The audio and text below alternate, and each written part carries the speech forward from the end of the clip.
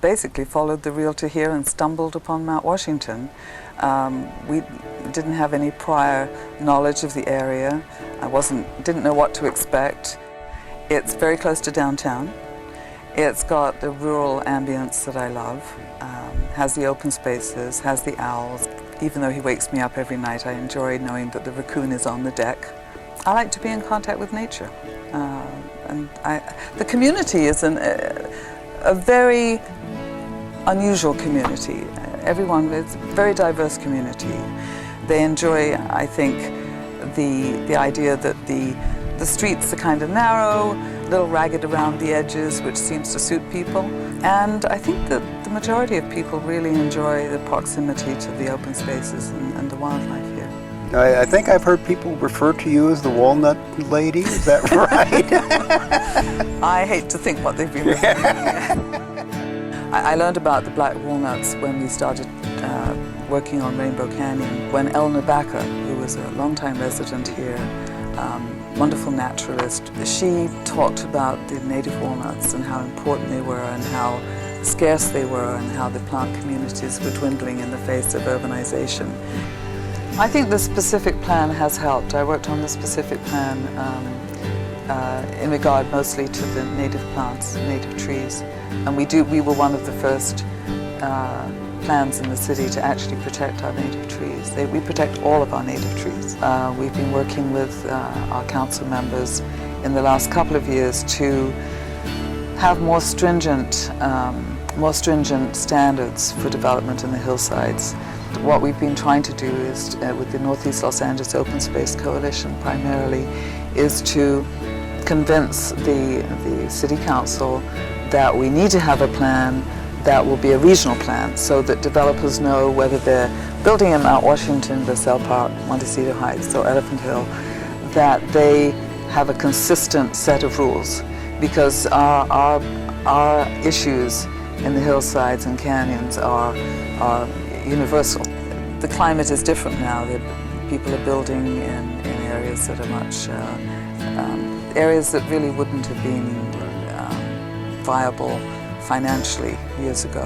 I still work closely with the Northeast Los Angeles Open Space Coalition, and the Santa Monica Mountains Conservancy has prepared a Northeast Los Angeles Open Space acquisition plan. But I do want to mention some areas that really do need to be preserved still. Okay. One is Mount Washington Drive Canyon, the other is Kite Hill, and the whole of the Marmion Way Escarpment. But we're working on those. I get beautiful vistas that mitigate the concrete around me. I get a place to go and sit under a tree and be alone or read a book. I get great pleasure existing in an ecosystem that I know I'm part of, that I try to disrupt as little as possible.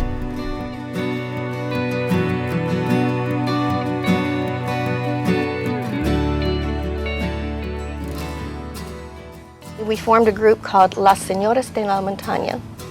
We concentrated very heavily on fundraising, and it was amusing. Jack Smith used to come with his wife Denny, and we had a big rummage sale in the parking lot, and just to be a good neighbor, he bought some kind of really old, rusty, dilapidated garden thing just to buy something from us. But he would always write about us in his columns too, in the LA Times. So. See, there was no trash collection up here until about 1964. My dad says when he was a kid that we'd open a tin can and just throw it out the back door, and eventually it rusted away. I mean, things have changed, considerably. When we grew up here, like in the summertime, all the vacant lots the grasses on them would all turn brown. And we had a lot of fires. And there were hoses and there were fire engines and people standing around, and I was sort of agape, what happened? And then they filled me in. That's right, it did. It took a long time. we weren't sure that we were going to be able to maintain a relationship. So we needed to be certain. We have this gesture, which you're probably familiar from in India, which is a pronoun and means literally the soul in me bows to the soul in you. When I was preparing to talk to you about this, I realized that my beginning all of this in around 1979 or 80, that I've devoted a quarter of a century to various issues up here, which I had not realized. Actually, there was a report a couple years ago. Somebody claims to have seen a mountain lion on Mount Washington. I've never gotten any verification. I've never seen any pictures. Well, that's our standard joke on Saturday afternoon. We look for smoke from Peter's house. And oh, Peter, oh, hi. And through the association, I met Fitz. In World War II, he made models for the Navy. The model of a battleship was almost 12 feet long.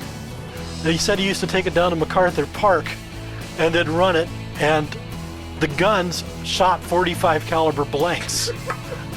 And he would go out, chase the ducks around and then come over and find some poor hobo crashed on a lawn someplace. Because we've got a lot of, people that are active in this area, we've been able to build a good place for us in Mount Washington. And it's, it is a great place to live.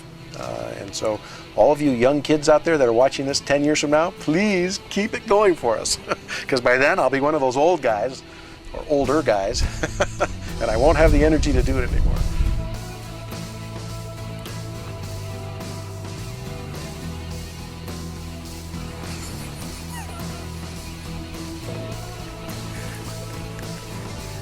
You can't just stop it.